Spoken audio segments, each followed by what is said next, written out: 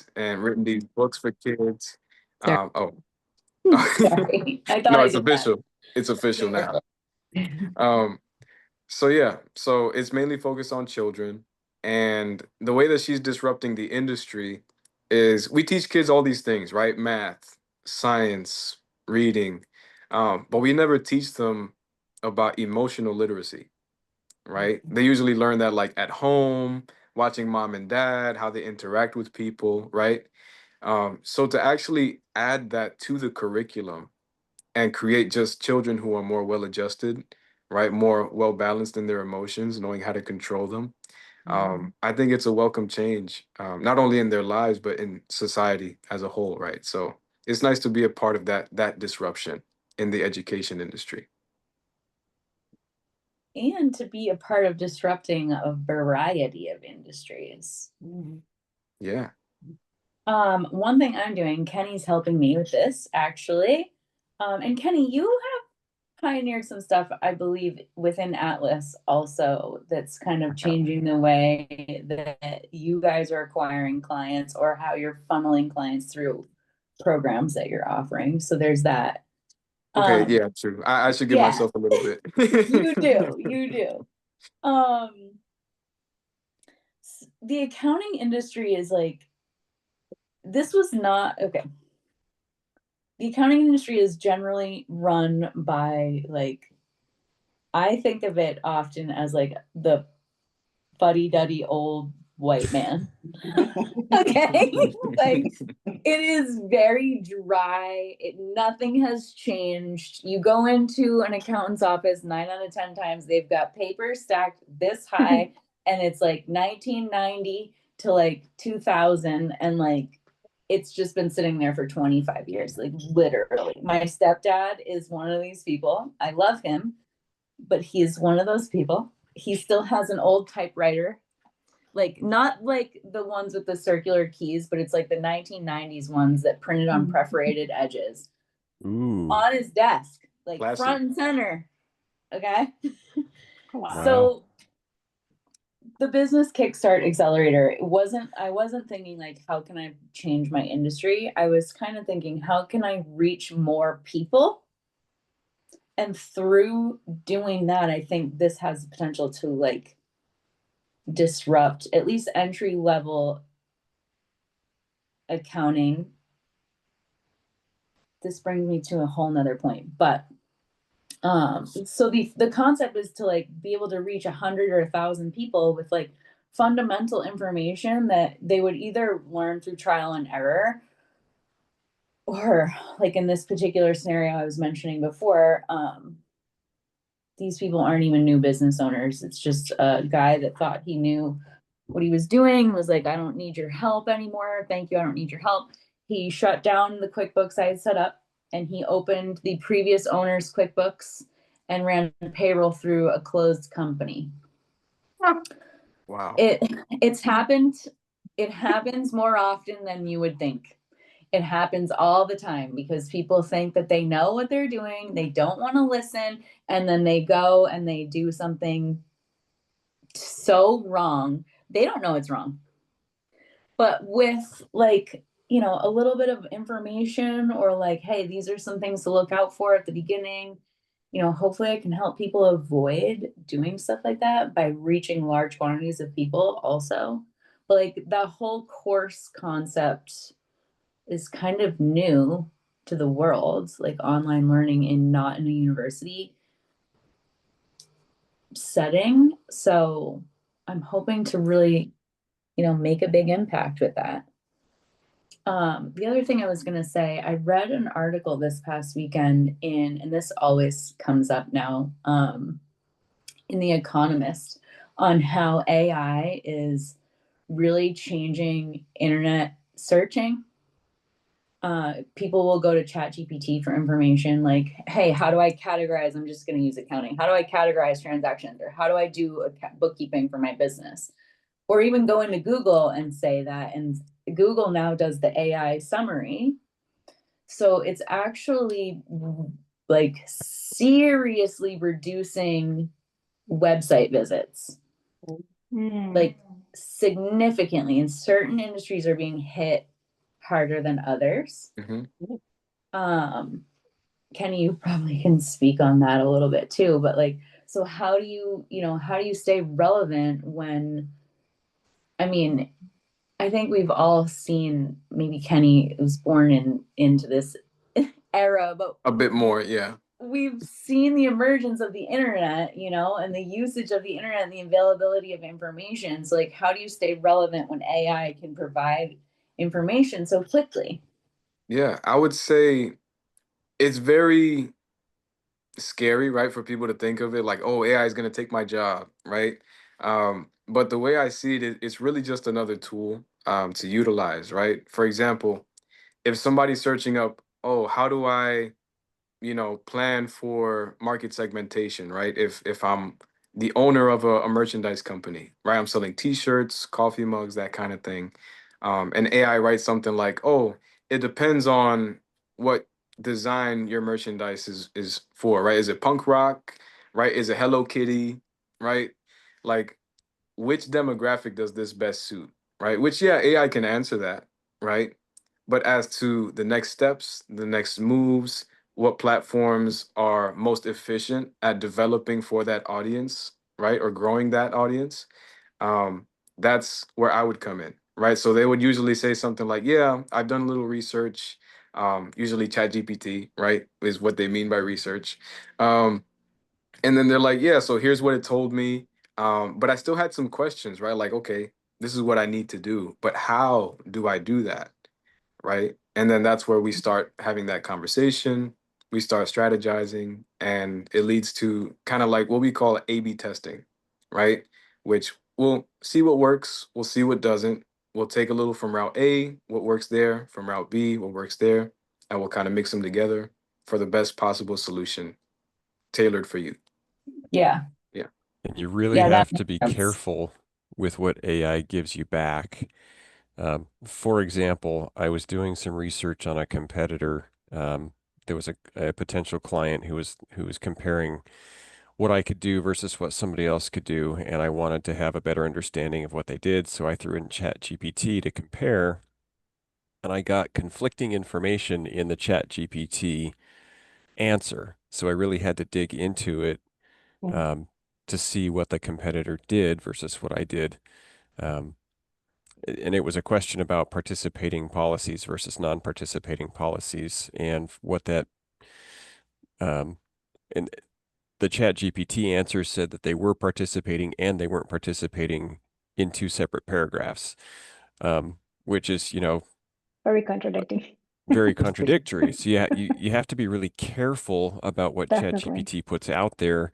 And part of your marketing strategy, at least in my eyes, is being an expert who can actually speak to what's real and what's not, and can um, help guide through some of the mush that is AI, because AI is still input from a large audience, and it's going to just take the information that it finds I and think spit it's it back also at you. very biased in its answers. It is. It Yeah. definitely is. So, like, it's trying to please you. Yeah, I Mhm. mean, they said the newest version apparently it's not as pleasing to, or it's not really listening to what you're saying, or it's not agreeing to everything. Interesting. But I've made my own experience, my fair share of experience, and I feel like it's still agreeing with a lot of things. So I'm not gonna lie, I use ChatGPT too, and maybe not to that intense degree because you have to, because most of my clients use ChatGPT. That so I have to know above ChatGPT in a Right. way from an emotional level that ChatGPT can't give. Otherwise, I could literally tell, go to ChatGPT and do it yourself. Like I have to offer some sort of additional value. So what I've noticed since we're talking about ChatGPT in my industry, yes, I could be scared that ChatGPT is taking my role as a property manager away because especially for short-term rentals, because long-term rentals are a whole nother area again. But in my case, some of my clients in the past, that was actually very funny. We would have a call, we would have like this discovery call and they would tell me like, oh yeah, I'm using ChatGPT and it's telling me how to automate my listing and like and gives me descriptions and all that. Like I can take care of that myself. I'm like, yeah, that's great. But the thing is, most of them either are not interested in doing this continuously because you have to do it yourself. You have to learn and understand how it works. Some people don't want to learn it. And on the other hand, I've noticed some people actually coming back to me a couple of months later saying, yeah, I've learned a lot. It was great, but I don't really, it's not really like getting me anywhere. And I'm like, I know, because it's humans. We want to, if we're offering homes, you want someone to come into your home and feel like this is beautiful, I feel comfortable here. This level of comfort and this emotional that level, you don't learn that from ChatGPT. You learn very dry information. You can implement that. It's all fantastic, but until where? There's only a certain degree until ChatGPT can help you. Some people are very self-sufficient and do it themselves. That's great. But most people just want to be like, take care of it once and then forever. But that's not how ChatGPT works. It spits out information. You use it to your knowledge and how proactive you are. And most of the people don't do that. So in that case, I always tell them it's great that you do your homework and you learn, but at the end of the day, it's so much more, especially for homes. It's an emotional thing. You want to make sure it's the little things that you see beyond ChatGPT, like making sure the person is comfortable at all times, making sure everything is there. Like, is the person coming with a child, making sure, everything for a child is there, like a crib is there. ChatGPT can only give you generic things, and you got to be that person who thinks between the lines. And that's where I feel like I'm not worried. You do your information, you do your homework, learn about your estate, which is great, but I know for sure I can always give you more. Yeah. I believe that ChatGPT is not going to take everybody's job away. I believe that it can replace the people who don't learn to adopt it. I think that those who really do embrace it and use it correctly, understand the fact that it does hallucinate and sometimes provide inaccurate or bad information, those are the people I think that will leverage it best and succeed. I can give an example. At my former employer, I used to work for a company called PricewaterhouseCoopers. And we basically adopted ChatGPT in the workplace by making a deal with the company who makes ChatGPT and getting an internal version called ChatPWC. And that was launched in 2023.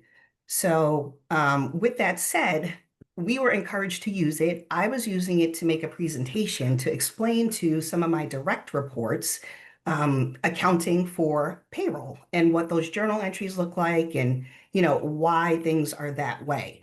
So I gave ChatGPT an example. Say if I paid somebody a $10,000 bonus, right? What would that journal entry look like? I knew the answer, right? But ChatGPT actually gave me the wrong answer. So in response, I said, hey, that's wrong. This is the real answer. You know what it said? Ha, you're right. I'm sorry. Oh man, I brought up this statistic before, I think last week, which is like the success rate of AI, right? When you ask it a question, is usually like 80-20, but I think that was generous. I think it's more like 75-25. Yeah. So that's definitely a 25% mistake on That's that part. crazy. Yeah. You know I what I That's just how I you had stay to. ahead, though. That's how you stay ahead. Yeah. Yeah.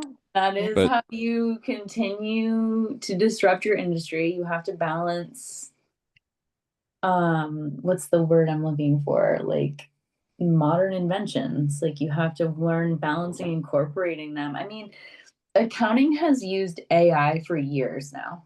For years now. It has data recognition, and so like it knows how to categorize and classify transactions based on historical data. So that's something like I've been utilizing for a while. You have to check it, especially if there are system upgrades, especially QuickBooks is what I use primarily. So like QuickBooks just did a massive overhaul of their system. It looks completely different than it looked a couple weeks ago.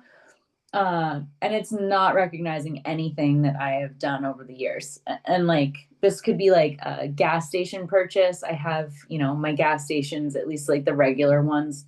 I set them up with the vendor name gas station, so I don't have a million vendors. And then they go to travel, whatever proper category for each person. And it is not recognizing any of that anymore. So like I have to go and redo all of that, the rules and categorization, and it'll auto categorize like a sales deposit, for example. I have set rules for. To be honest with you, for me, that's kind of old news. You know, AI in accounting is like not new stuff. So like how, and this brings me back to the question too for each of you, like how, with that being said, I mean, it's harder than ever to be an industry disruptor. Everybody's trying to stand out in a way, but it's more than just standing out. It's like making real changes and changing expectations for your industry as a whole. At least that's my thoughts on it. So there's a couple of big names in finance that most people know and most people have an idea of what their thought processes are, and that's Dave Ramsey and Susie Ormond. Um, just do you guys know who I'm talking about when I say Dave Ramsey? Oh Yeah. yeah. Yeah. Yeah, I've Yeah. had the displeasure of seeing his content. So Dave Ramsey teaches to the lowest common denominator. He basically says, get yourself out of really bad debt, um, and don't do higher functioning things. And so the disruption that I've been running into is how do I get people beyond the pay everything off, um, stay completely out of debt, don't take any risks, um, don't fully protect yourself mindset. How do we Mhm. get beyond that and into something that's a little more high function? And I do have clients that come to me with credit card debt that's burying them. You know, they've got 18% interest rates that they're paying and they're barely making it. And how do we, how do we Crazy. get you out of that and into something that's a little more higher functioning? And we have to use the Dave Ramsey mindset to get there. But once you've gotten past that, how do you actually blossom financially? And there's ways to do it. And so that's the disruption area that I have been running into and been trying to figure out how to get beyond this mass communication that has gone out from him, and folks that latch onto it. And what he does is not completely invaluable because there are lots of people out there that have this massive debt load that they need to get under control. But there's also a lot of people out there who need to move beyond, thinking that they have to pay everything off because they're losing so much money in opportunity cost by Definitely. not doing beyond just get out of debt and pay for everything in cash. So Yeah. that's kind of the industry disruptor that I'm working towards and on for my little area. And then um, the other one that I'm working towards is working with the cannabis producers in Washington State and trying to get them to actually do something beyond bury their cash in the backyard. This Okanagan County, where I'm at, produces 90% of the cannabis for our state. And there are so many people that are terrified of doing something with their cash other than bury it, because of all the historical regulations and things that have, and kind of the darker place that they're coming from. And so, how do I get those folks to be intelligent with what they have and move beyond that kind of fear-based situation that they're in? So those are the two kind of areas that I'm working on, and I don't have super solid answers on how I'm going to do it. It's just what I'm working towards. Yeah. I I'm thought glad. that. Oh, Go oh, ahead, Kenny. yeah, I was gonna say I'm glad that you touched on that because, like I said, I came across this stuff on like Instagram Reels and TikTok. Yeah, my main problem with it was, yeah, it works great, right? If you have credit card debt, you need to pay it off. But like you said, after they get to that point, then what, right? Do you keep going with that same strategy, that same method? Mm-hmm. or do you try something different, right? Which is why I'm glad that you're disrupting that, because people are just going to keep paying things off and then end Mhm. up in debt once again, and then work their way back up. Yeah. And Yeah. we've talked about too before, like good debt versus bad debt, like leveraging debt. It's a little bit more risky, but like it can be worth it 100-fold if you do it correctly. I'm with you on the cannabis, which most of, I know Kenny and Gary know. A lot of my accounting clients are cannabis clients in Maine. Um, it's a hard industry to break into. But once you're in, people start talking about you. And if you operate with integrity, referral business is everything, first of all, everything.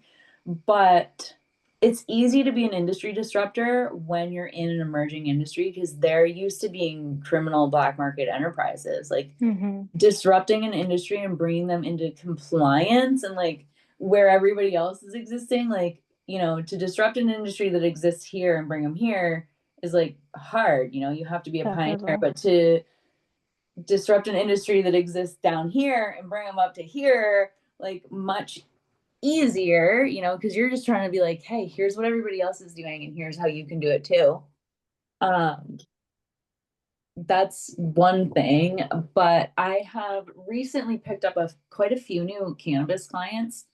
Um, and on one hand, I have like these few new cannabis clients, and on the other hand, I have like clients I've been working with since before COVID. So I've like really grown with them, from like 10, 15K months to like, I mean, at one point or another, some of them are doing like 200K months and it's like come back down. It's been a real Roller coaster. roller coaster.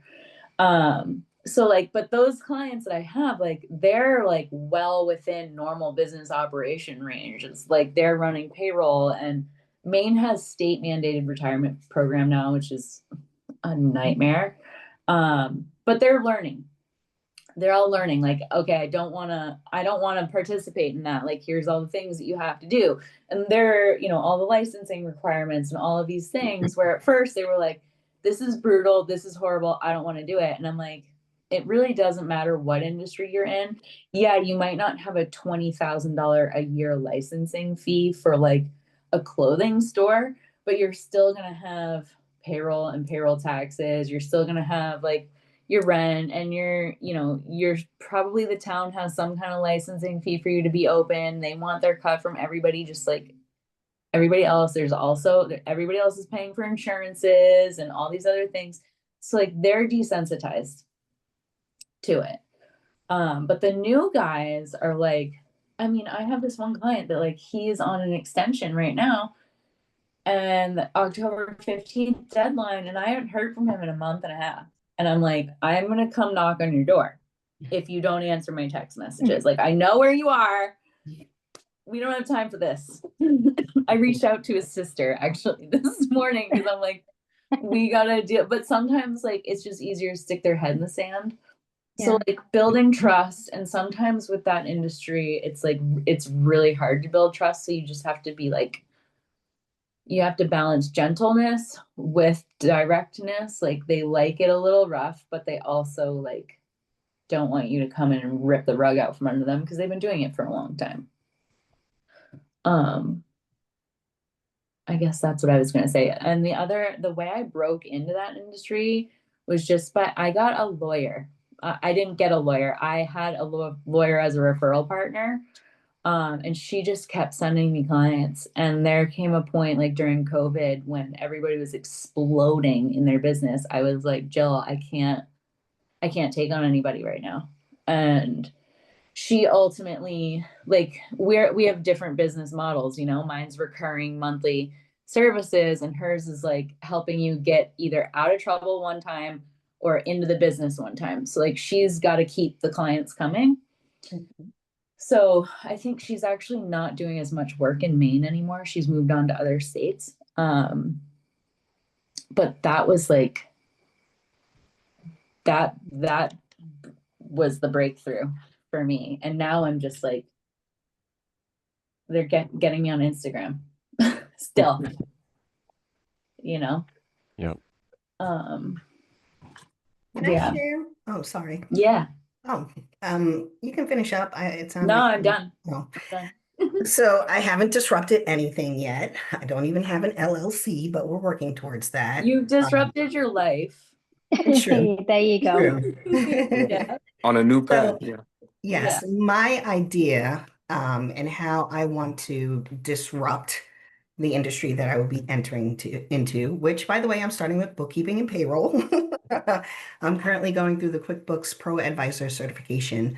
But my ultimate goal and vision is that I will be a one-stop shop for your back office and administrative needs from the point of inception.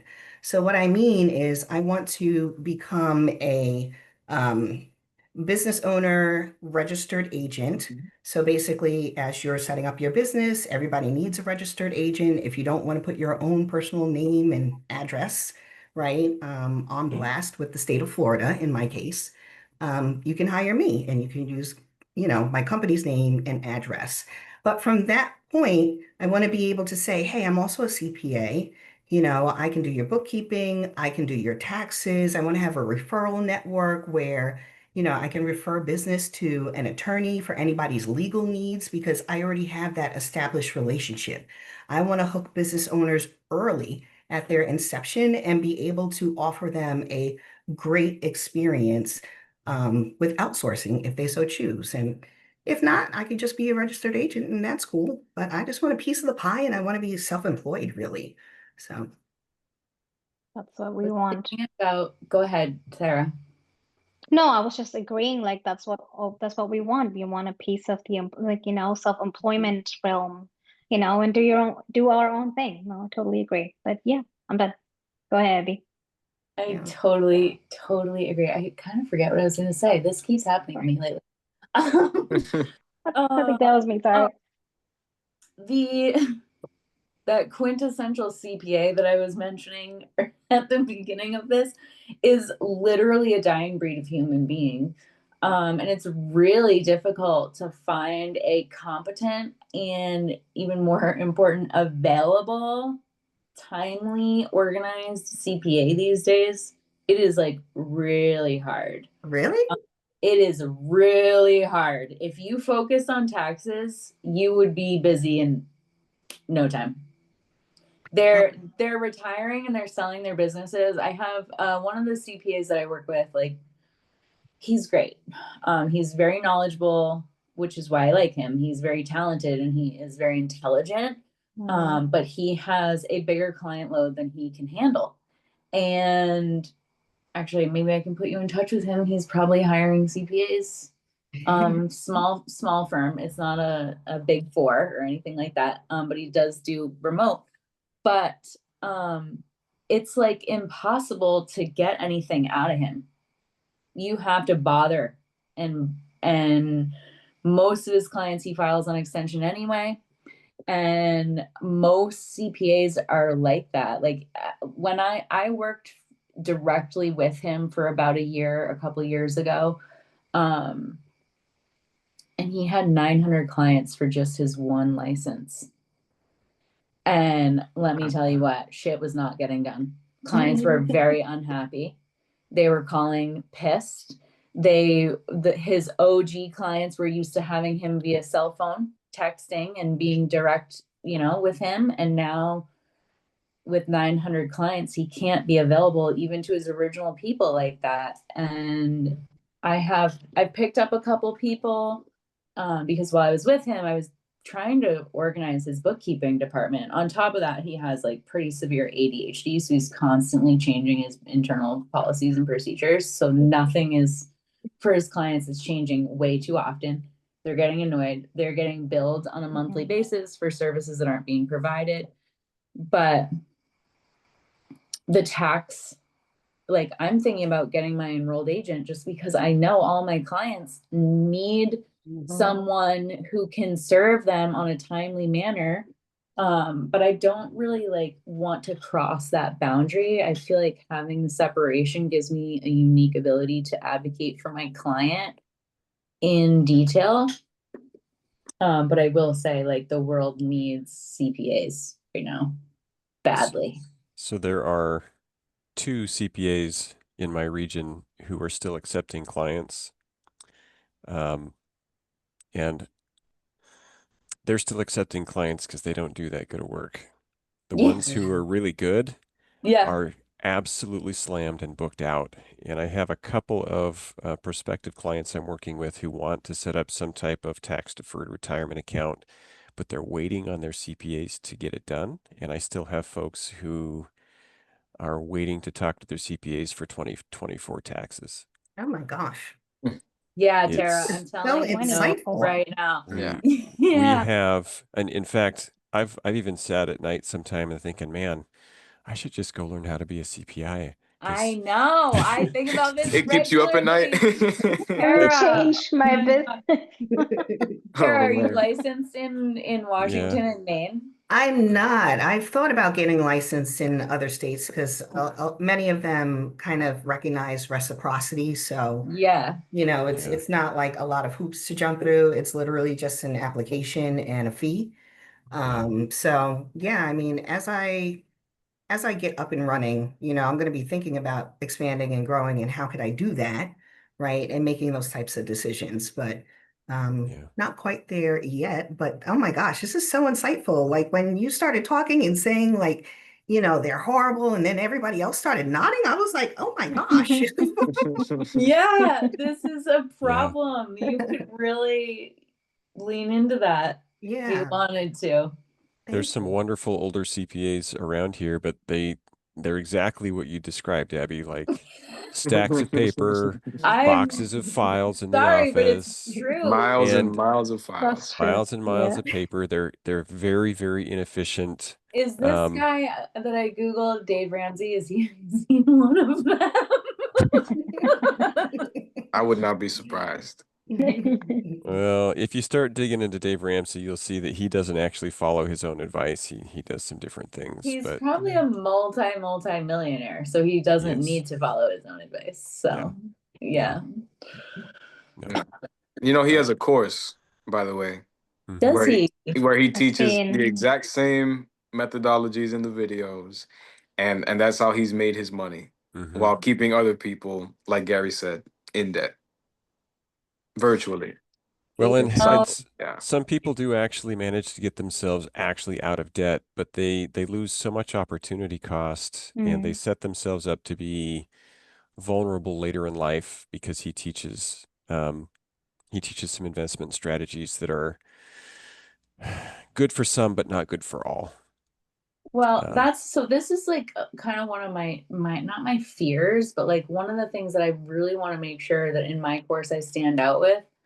For one thing, like when you accomplish something, you have to move on to the next phase. Like mhm. you can't keep practicing the same whatever it is that he's probably teaching because Yeah. you're just going to end up going Definitely. the same place over and over again. So like you have to get through that and then get to the next step. So like, business kickstart accelerator, ideally you're funneling through that program and then you're getting out of it because you've grown your business to a place where like you're actually not doing it yourself anymore. You're hiring me, but you know what you're doing and you can like call me out on my shit or like make sure your balance sheet looks correct because a lot of times these business owners they don't even know what I'm doing for work, you know. And that's not the kind of client that I really want. I want high value clients, but everybody's got to start somewhere. But you got to graduate out of that early stage and get into the bigger Yeah. stages. Yep. No, so one of the principles that I have been struggling to get folks to adhere to is the use of good debt. So I have a bunch of folks who refinanced during the uber low financing period for whatever building they owned, and so they've got this building that they're paying 2.5 to 3.5% on, and that's almost free money. It's just about free. And so you're using somebody else's money to have your house, have your business. And if you follow the Dave Ramsey, Susie Ormond method, they're going to tell you to put everything you can into paying that house off. And I'm going to tell you don't. I'm going to tell you that's basically free money. Take that capital and put it into something that is going to yield you something better. Whether you're going to put it into some type of a account that has the potential to earn interest, whether you're going to use that to accelerate the growth of your business. Let's sit down and look at what makes sense for you, but don't pay that off because that's good debt. That's using somebody else's money to fund your life, to fund your business, and that's an area that I have struggled getting people to conceptualize and have that aha moment that like, wow, I really can use this capital that I bought my house with, and instead of paying it off, I can use it to do something exceptional with, build, hire Abby. Do you No. have I have an idea, but I'd like to hear your opinion on it. Do you have like a threshold where like what is your, free debt versus high interest debt number? Interest percentage rate. So I don't have a hard and fast number in mind, but when you start pushing above 6%, 7%, Yeah. then I would start to struggle to consistently get you more than that. I can at times Yeah. get you more than that, but I can't consistently get you more than that in an investment strategy. I can pretty consistently beat 5%, without too much sweat. And I can definitely beat 2.5% and 3%. There's no question there. If you're willing to take a little bit of roller coastery ride stuff, then we can get you probably in that 8 to 9% range. But you may see some years where you don't. So my kind of soft target is somewhere in that 6 to 7% range. That if you're paying more than that in interest on something, you probably want to pay that off first. Yeah, that's what I would agree with But that as well. it kind of depends on the cash flow too. If you have something that you're paying that much interest rate or even a little bit more on, but it's generating decent cash flow, and you have other opportunities that could also generate decent cash flow, then we might say, let's go with the other opportunity. It really just kind of depends on your situation. But if you're pushing above 7, 8%, then it's pretty hard to get that stable cash flow that's going to beat that out.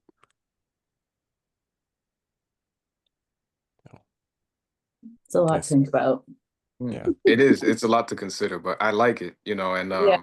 I kind of want to touch on that too when we have our coffee chat. Yeah. Because I have some accounts currently that could use a second or third opinion for sure. I'm a big advocate for establishing cash flow that pays for your life. Gotcha. Um, Yeah. I mean, we're in the so same boat there, man. yeah, it's, Yeah. put stuff together, whatever it may be, intellectual property, real estate, whatever it might be, that's going to give you consistent cash flow that will fund your life. Because to me, being wealthy versus not being wealthy is time. And if you have cash flow that allows you time, great, you're wealthy. Yeah. I mean, time Definitely. is the greatest commodity when Yeah. we think about it. Yeah. We're always trying to get some back. Yeah. Yeah. I agree with that. I have a team which gives me freedom of time.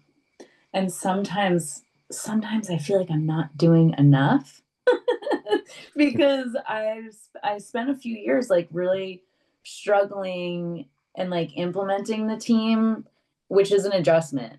Financially, it's a financial adjustment, it's a trust adjustment, it's a big adjustment. I just drove to Charleston last week, and the only reason I was able to take my time in my RV to do that is because I have a team, and like it's unbelievable how like freeing that is when you're able to make money to pay for your life and do the things that you want to do at the same time. It's like so grateful. Actually, on that note, I was thinking about putting, this is like the worst representation of my house right here.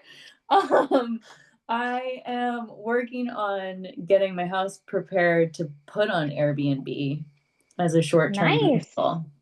Okay. Yeah, I know. Great news. Yeah, I and love that. live in my RV because I'm just like so excited about it. That's awesome. But I don't need a house this big. This is a lot for me to live in. I mean, I'm one person in like a 7-bedroom old farmhouse. I was gonna So ask, like, how many crazy. rooms? It's a lot That's of crazy. this is I would kind of consider this is my an iPad. I would consider this a bedroom. This is a farmhouse. It doesn't have a closet.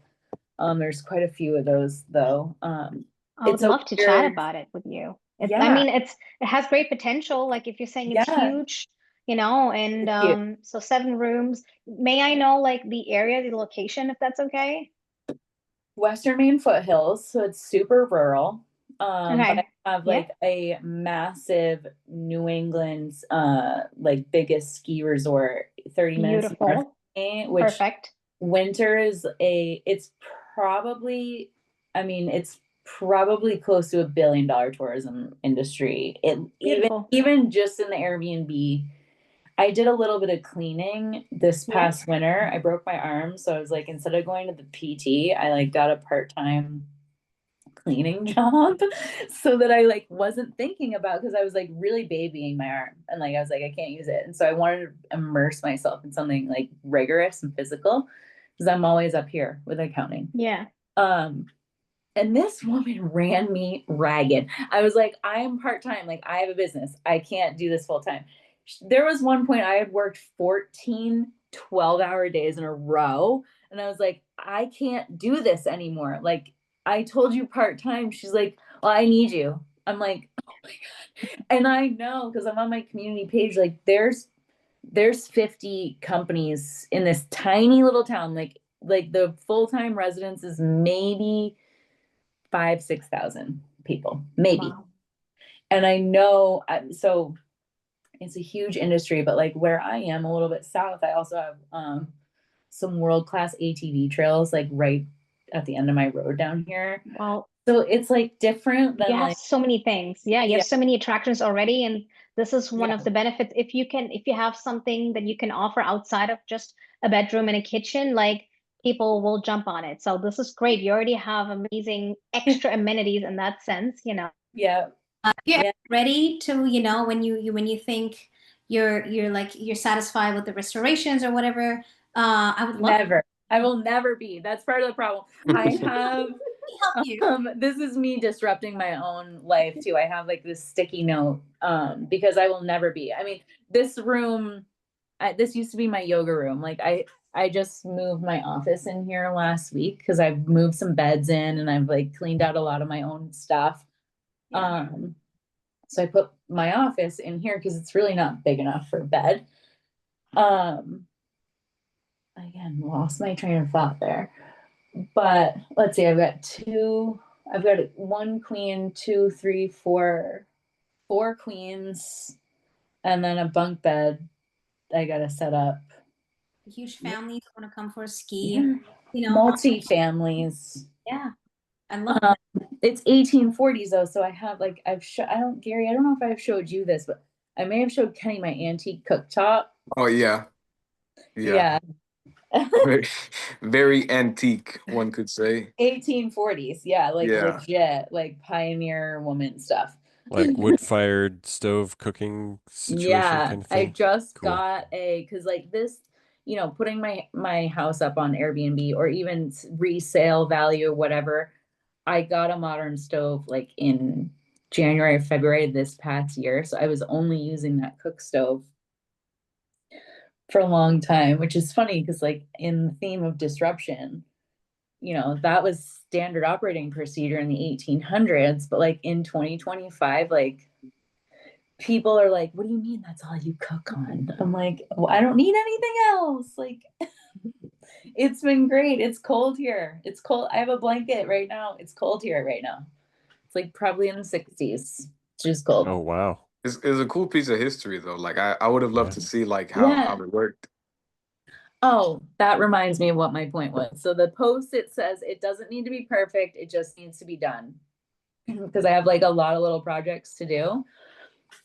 And of course, I'm gonna be going around here like with a magnifying glass, like this is wrong and this is wrong and this is wrong. But someone that's coming into an old farmhouse is gonna be like, oh my God, the character and the charm.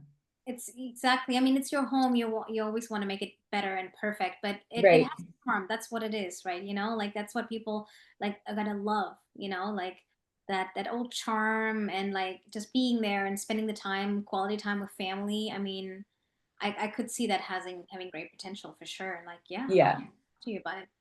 Yeah. Thank you. It's great to hear someone say that. My family is like, you're crazy. But they all live in like Norfolk, Virginia, like very urban, Charleston, South Carolina, very urban. You know, people, I don't even know why people go there. I just left there and I'm like, why would anyone go there? Yeah, not for everyone, but that's fine. It's Yeah. not for everyone, but I don't know, like the tourism element. Like, why is there tourism going or is it coming? Oh, I think there's not they're a lot of coming cool stuff to from do. there to here. They live there, but people that go there are visiting people that live there. I don't know. That's just my theory. Anyway. But yeah, like they don't have perspective on what goes on around here or what people want to come here for. They just see me as living in a super isolated environment, and why would anybody else want to do that? But that's Trust me. they do. I know. They Yeah. need a break from the crazy stuff in the city. Yeah, I remember thinking back to it too. I mean, when you told the story about how you started this group, and part of that reason was actually you being in the farmhouse and like Mhm. being a little bit isolated or far. I think you kind of disrupted your own life, similar to Tara when you started this and built the community, and the environment here.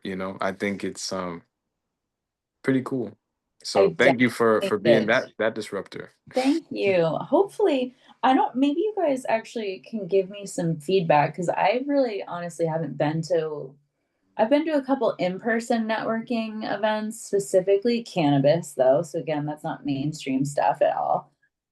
There's usually weed smoking or giving weed away. So it's like not normal.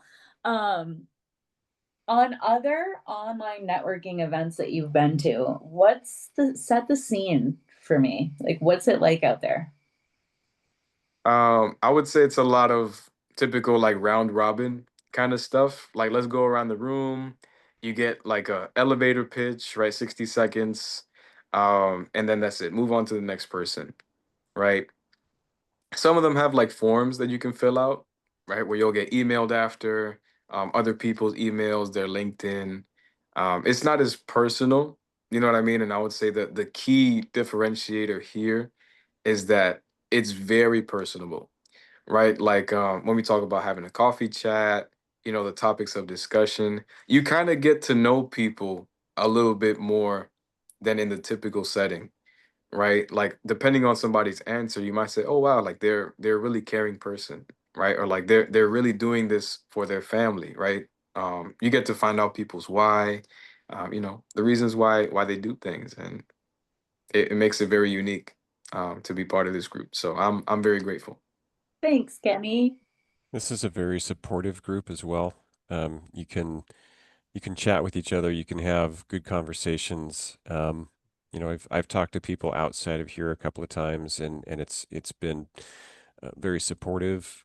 Other networking events I've been to, it almost feels combative, especially if you have people from the same industry. Um, it can be networking warfare, I suppose. I've 'Cause noticed a little bit of that, especially in your industry, to be honest, when like there Mhm. have been a couple calls, you may have been on one of them where there was like 10 Mm-hmm. financial advisors. And I saw a couple people kind of like physically react to it, but then like I got into my thing, like, here's the question, like, let's chat. And they immediately were like, oh, this is different. And this is kind of cool. And some people just like came out of their shell that I saw go up quickly when they saw how many people were in there. It's like, that's interesting. Very interesting feedback. Yeah. I've The been financial doing, industry can be pretty cutthroat. So this is a really nice environment to be in. Um, and it's one of the reasons I keep coming back is because I really enjoy it. And Yeah. it's very supportive and not combative. Thank you. I've been doing a lot of in-person networking recently, trying to just get back into the groove. And I would say my personal opinion is that it depends on the group, and some of them are kind of like all over the place. So, for example, this Tuesday morning, I went to my first Chamber of Commerce meeting. It wasn't as formal as I thought it was going to be, although I did make some really good connections. I met a woman who has her own bookkeeping business, and she invited me to another meeting happening the next day with a group called BNI, which I never even knew existed. And it was the most well-run, organized, just passionate group of people that get along and give each other referrals, and they're actually showing up for each other to help each other. Whereas every single other networking event I've been to, it's kind of like, how can this group benefit me? Right? I'm not here to help anybody else. How can I get some more clients? How can I get some more business? And then I went to an event today called Entrepreneur Speaks, where it was all about telling your story, not necessarily selling your product, but like, how did you start this journey of entrepreneurship? And I thought that was very, very well done. It was very, very, interactive. And I got to meet, a lot of cool people who were actually inventors. I felt so boring. Like, I want to open a bookkeeping business. I want, like, these people are like, yeah, I invented this and here's how it works. Like, I just was so in awe. Like, these people are really disruptors. So That's yeah, pretty it cool. totally depends on the group, and that's why I'm kind of hopping around trying to find my place. And so far, this is the only one I'm showing up to consistently. Thank you. I Thank you. was kind of thinking like I'm sober. I didn't go through AA or anything like that, but I have been to a couple meetings just to help other friends find sobriety through online. And I'm like, this is kind of like a weekly entrepreneur support group. Like, it's like Entrepreneurs Yeah. Anonymous, not anonymous, but like it's, I have a little bit of structure, but it's like nice to check in and like get anchored, at least for me as the host too, where I'm here every week, obviously. But it anchors me in my routine, but it's kind of feeling like I'd like to have deep interactive conversations, and like the more in depth we can go, I think the more excited everybody gets. Um, but it's kind of like yeah, like a meeting, if you will. Um, Yeah, it does kind of feel like that. Like, hey guys, my name's Kenny. It's been 6 days since my last meeting. since my last meeting. Yep. But no, it's really awesome. You know what I mean? Like, damn, how long have I been coming to these things? 9 It's months? September now, so yeah. Almost a year. Mhm.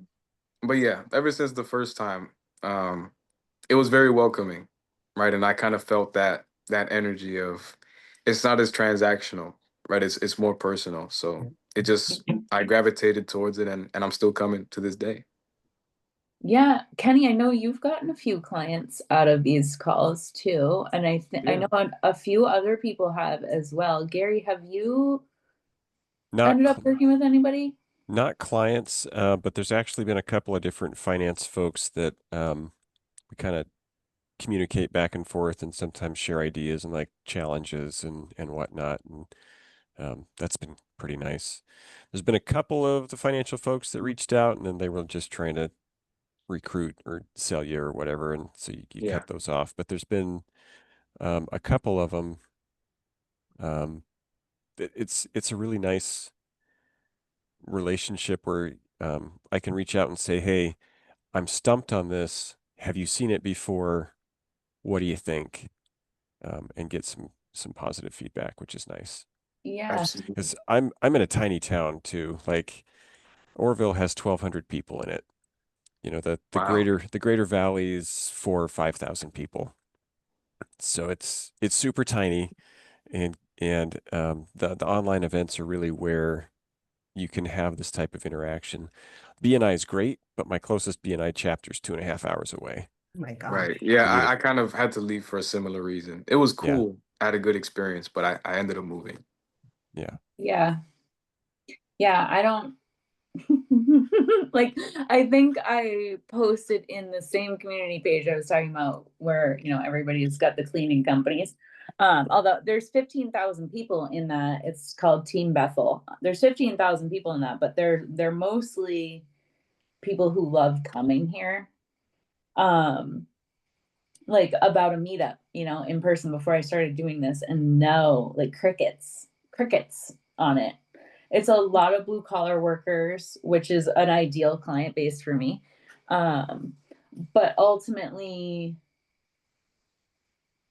far and few between types of people who are looking to get like really in, just have like deep conversation about stuff like this. So I figured I'd just, go to, I'd used Eventbrite years prior, and I was like, this is like, let's just go back to basics here.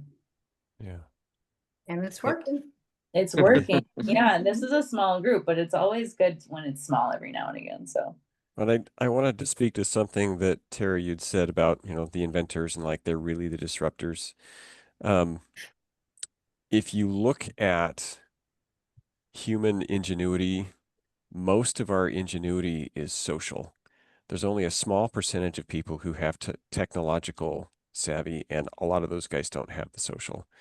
So when you start looking at disrupting, if you can positively disrupt from a social aspect through your bookkeeping, you are absolutely a disruptor. Absolutely. Um, and even if you're disrupting from a get people up to the right technology, ease their transition into business, don't sell yourself short on being that disruptor because you absolutely will be. Oh, thank you. I appreciate Wow. that. that's Gary, you great you kind of perspective. You yeah. feel all warm and fuzzy. Yeah. Me too, Gary Tara. has that effect on people. Well, Yeah. if Wow, that was if you great. look at most technologically capable people and inventor types, they have to have a social disruptor next to them to You're right. make their thing happen Yeah. because they have that strong technical focus, but they lack the ability to socially interact and disrupt, Wow. Right. I which is think, where change happens. dude, Gary, you like changed my whole frame of mind in like 2 sentences. I think you kind of just described my relationship, right? Because Abigail kind of touched on, I have my own way of kind of disrupting, and I think it is that social aspect, right? Like when I'm helping somebody flesh out a strategy, or how to cater to an audience, or how to promote their product. That's my commentary, right? So I'm helping them disrupt their former mindset, whereas they have the expertise, right, in like making the product, right, having experience, probably selling it a little bit. But yeah, so I kind of like to think of it that way too. Like I'm helping socially disrupt, and they're helping to Mhm. practically disrupt the industry. Yeah. See, and I'm a technical person. It's really easy for me to do technical stuff, and I highly rely on people who are social to help me get there because I'm not as good at social disruption. I really and I've read a bunch of books on developmental psychology and um, sorry, not developmental, evolutionary psychology Hmm. that kind of touches on how social disruption is the major piece of human evolutionary advantage that has helped us get to where we are, and it's where most innovation happens. But That's cool, man. Yeah, you kind of, yeah, damn. I think he kind of gave everybody here a light bulb moment today. Mhm. For sure. For Yeah. sure. Is this like where next week's conversation is going to lead to? Like the practical versus the social disruption? Because it's funny. I feel like I'm the practical disruptor, but of course I'm here hosting this social event. It doesn't feel I don't feel like a social disruptor, but I certainly can have disruptive conversations with people that get them to change their thinking, or at least think about changing their thinking. But then on the other hand, like I need Kenny to help me with the course because like it's the content that I'm good at. But there is like, emotional and psychological disruption that I talk about in there, like some modules in there, like on limiting beliefs and like we talked about a few months ago, like what it means to be iconic, stuff like that, like, Yeah. personality or social disruptive concepts. Hmm.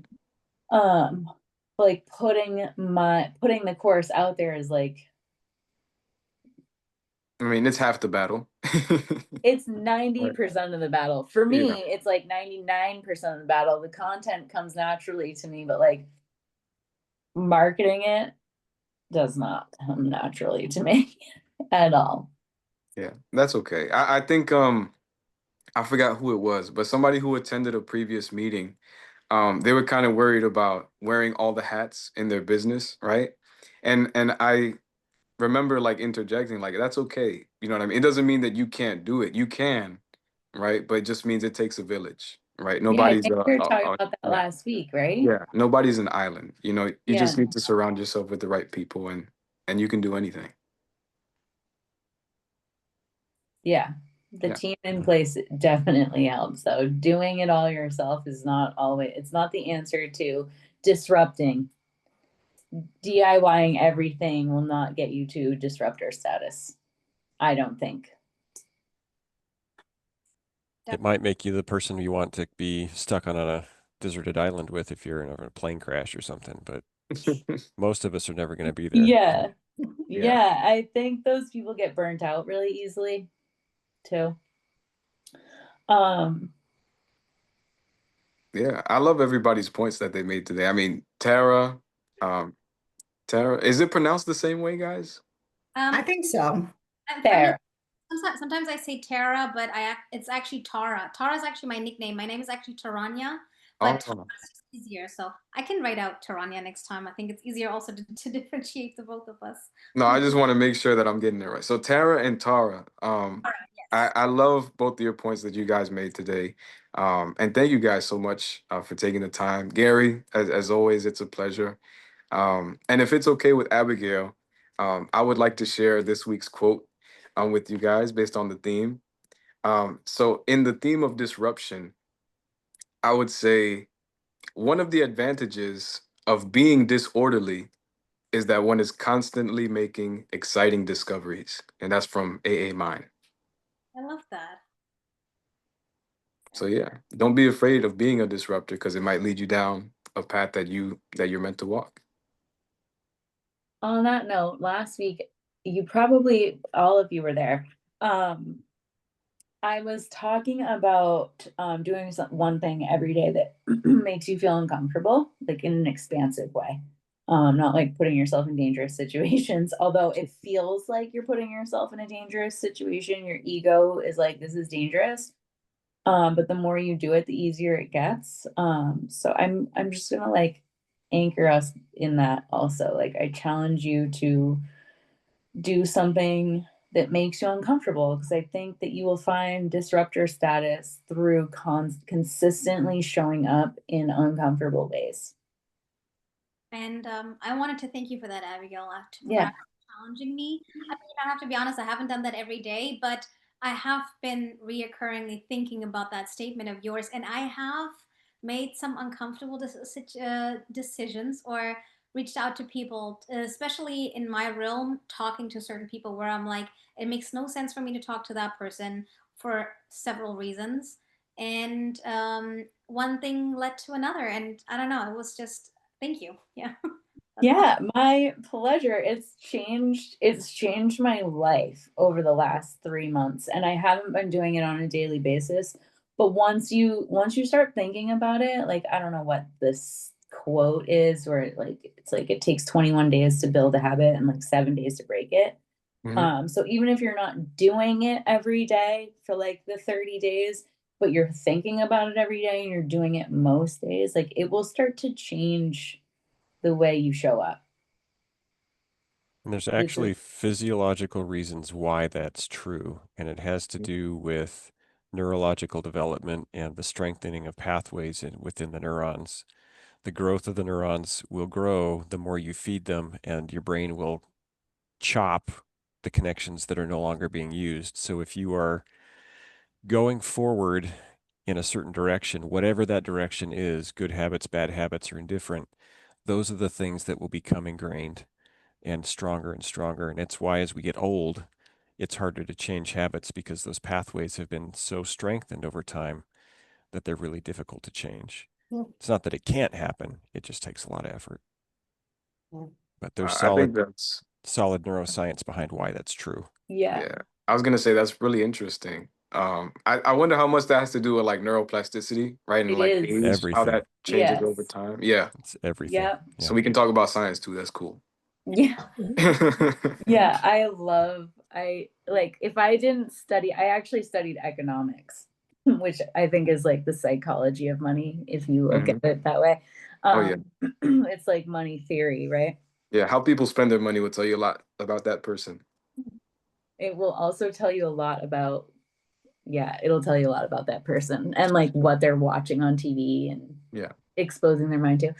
I would have gone into psychology because I just love all of that stuff, like how the brain works. It's cool. All right, guys. We'll be back here next week. I did sponsor the event, so there probably will be more people next time. This is a solid turnout despite that. I do want to mention it's on Eventbrite, but I'm hosting it's like a really 2.5 day, but 3 day online retreat. I have a couple guest speakers who are in this community. It's in late September. I would love to have you all there if you want to check it out, or at least, yeah, just at least check it out and let me know what you think about it. Link, or do I just find it under your name? It should be under my name. Okay, yeah. Yeah, I'll send it in the email recap tomorrow. Is it the 26th through the 28th, or is it the It's 19th? that one. Gary will It's be that there. one. Okay. Mhm. I could tune in too. Yeah. Yes. Yeah, I'll be Yes. there. Actually, I want to talk to you more about it too. Absolutely. I actually, just to not to brag, but because I'm excited. I don't know if either of you remember Tawana Lowry. She does Mhm. brand storytelling.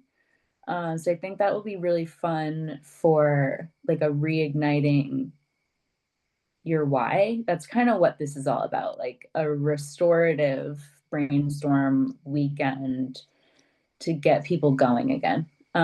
So she's going to do brand storytelling, and then Bradley Collins, Kenny, I don't know if you ever had a one-on-one with him. He does coaching for company culture. I remember him. Yeah. Yeah. Yeah. He has really high energy and just like is a light. And I was like, in that one meeting, I was like, does anybody want to be a speaker? And he was like, I do. So that's going to be great. And then a very dear friend of mine is doing a hypno breathwork session, which if you've never done hypno breathwork before, it is wild. It's like a self-induced hallucination. Like it's a trip, straight up. It's a trip. But it's guided and it's based on your breath. So like you kind of work up your oxygen and you have breakthroughs. Like it kind of thins the veil in your mind and breaks down concepts, and she kind of pushes you to think beyond where you're at right now. So like big ideas can come through, and it's powerful stuff. Sounds And exciting. then I'll be speaking too on strategy. So I'm really excited about it. Yeah. Yeah. I'm looking forward to it now. Yeah. Cool. All right, guys. I'll send you a meeting recap. Feel free to reach out to me too. You can always respond to the emails I send. It's me on the other end, even though they go through a system. It's me. It goes to me. Have a Awesome. good night. Thank you. You're welcome. Bye, I'll everybody. see you Thank you, next week. everybody. Have a good night. Yeah. Bye. Bye.